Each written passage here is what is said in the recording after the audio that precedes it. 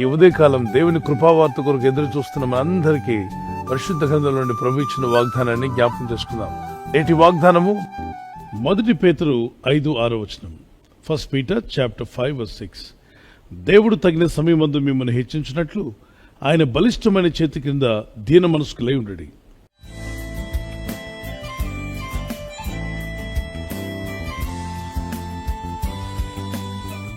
దేవుడు తగిన సమయమందు మిమ్మల్ని హెచ్చించినట్లు ఆయన బలిష్టమైన చేతి కింద దీన మనస్కులై ఉండండి.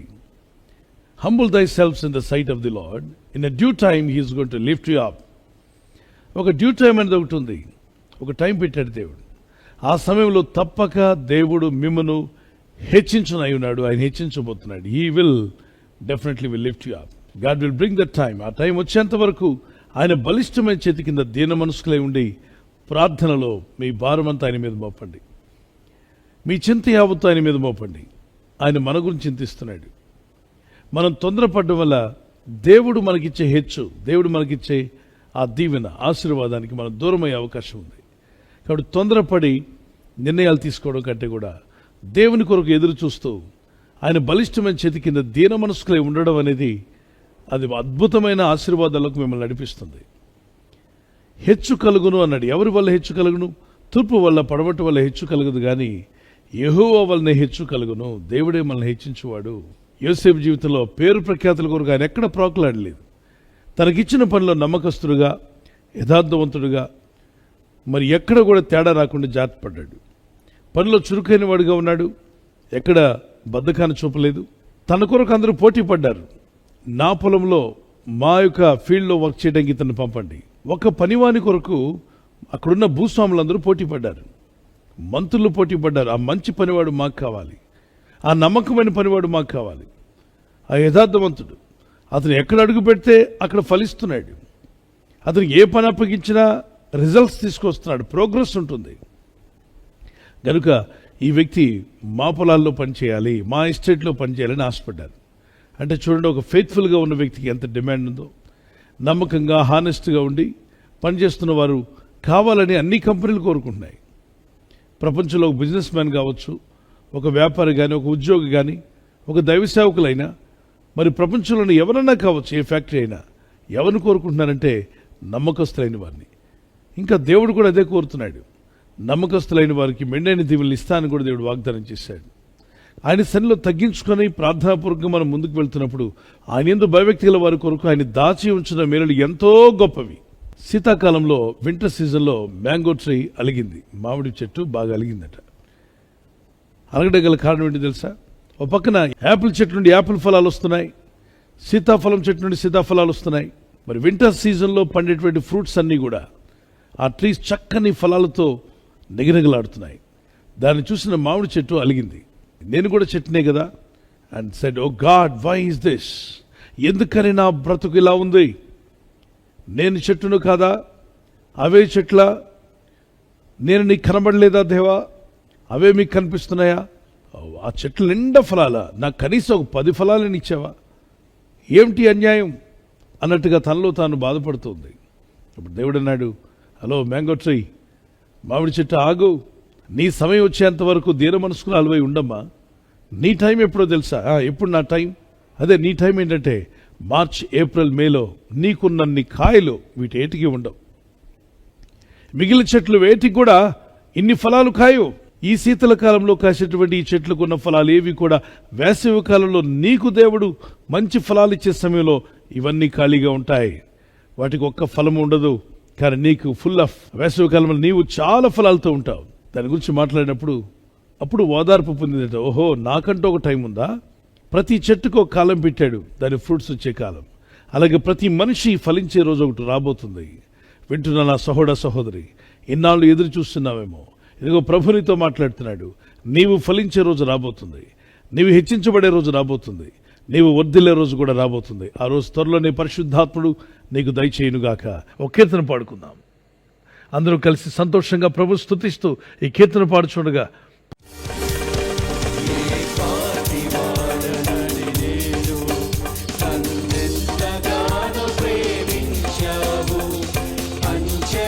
చెడుగా హెచ్చించి నన్నెంతగానో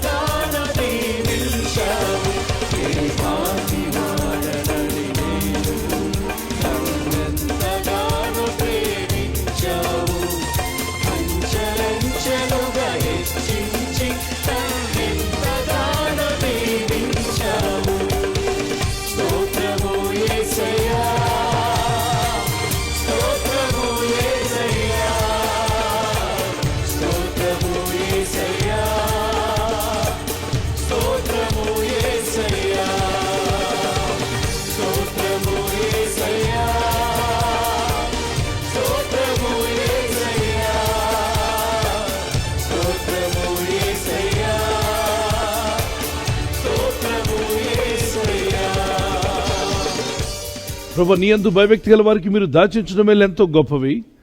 అంతేకాకుండా నీ బలిష్టమైన చేతి కింద ఎవరైతే దీన మనస్కులై ఉంటారో వారికి ఒక తగిన సమయం మందు వారిని నువ్వు హెచ్చించబోతున్నావు. అయ్యా, ఆ సమయం వచ్చేంత వరకు నేను నీ సన్నిధిలో వేచి ఉండే కృప నాకు దయచేయండి. నీ సన్నిధిలో కనిపెట్టుకుని ఉండే కృప నాకు దయచేయండి. నేను ప్రార్థిస్తూ ఉండగా నేను నమ్ముచున్నాను ప్రభువా, నాకంటూ ఒక సమయాన్ని పెట్టావు, నా కుటుంబానికి ఒక సమయాన్ని పెట్టావు, యవనస్తులకు ఒక సమయం పెట్టాడు దేవుడు.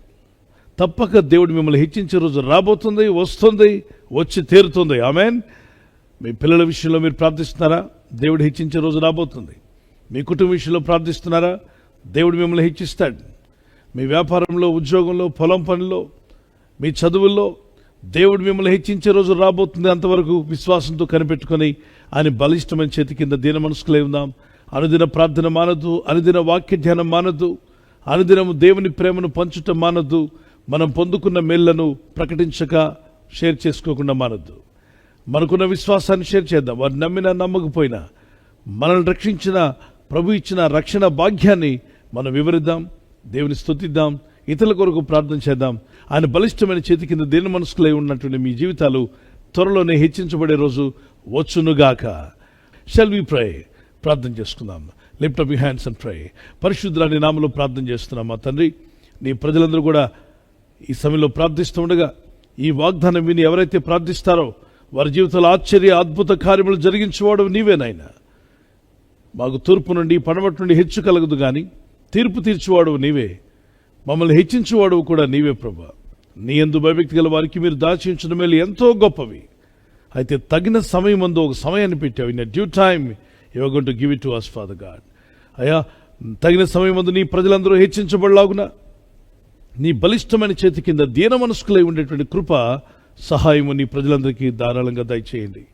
ఈ దినము నుండి ఎవరు వారి మనసులో అలగక దేవుని మీద సనుక్కోకుండా, దేవుడు నాకంటూ ఒక టైం పెట్టాడు, ఆ సమయంలో నా కుటుంబం ఆశీర్వదించబడుతుంది, నా పనులు దీవించబడతాయి, నేను వర్ధిల్లుతాను, నా ప్రభు నన్ను నా ఇంటి వారిని విడవక నడిపిస్తాడన్న విశ్వాసంతో ప్రార్థించే కృప వీరందరికీ దయచేయండి. నీ రాకడకు సిద్ధపడే కృప మాకు దయచేయండి.